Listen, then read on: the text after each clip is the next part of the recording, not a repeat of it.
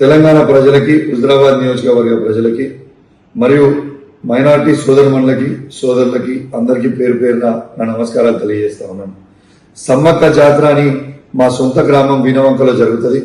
ఆ జాతరలో మొక్కులు చెల్లించుకోవడానికి నేను, నా సతీమణి, నా బిడ్డ మరియు మా దళిత మహిళా సర్పంచ్ గారు మొక్కులు చెల్లించుకోవడానికి పోవడం జరిగింది. ఆడ మేము మొక్కులు చెల్లించుకున్న సందర్భంలో రేవంత్ రెడ్డి గారి ఆదేశాలతోని ఈడ ఉన్న మా జిల్లాలో ఉన్న సిపి గారు మరియు హుజరాబాద్ లో ఉన్న ఏసీపీ గారు, జమ్మికుంట రూరల్ సిఐ గారు ఏ విధంగా మమ్మల్ని అవమానపరిచిండ్రో, ఏ విధంగా గద్దెల మీద నుంచి ఈడ్చుకపోయారో మీ అందరూ కూడా చూసారు. ఆ ఫ్రస్ట్రేషన్ లో నేను సిపి గారిని ఒక మాట అనడం జరిగింది. కానీ నేను ఏ కులాన్నో ఏ మతాన్నో కించపరచడానికో నేను అట్లాంటి స్టేట్మెంట్ చేయలేదు.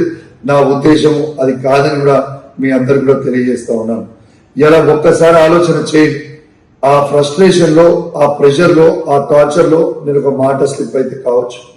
కానీ నేను వాళ్ళందరికీ కూడా దానివల్ల ఎవరికన్నా వాళ్ళ మనోభావాలు దెబ్బతినుంటే వాళ్ళని నేను పర్సనల్ గా అప్లై చేస్తూ సెలవు తీసుకుంటా ఉన్నాను. జై తెలంగాణ, జై కేసీఆర్.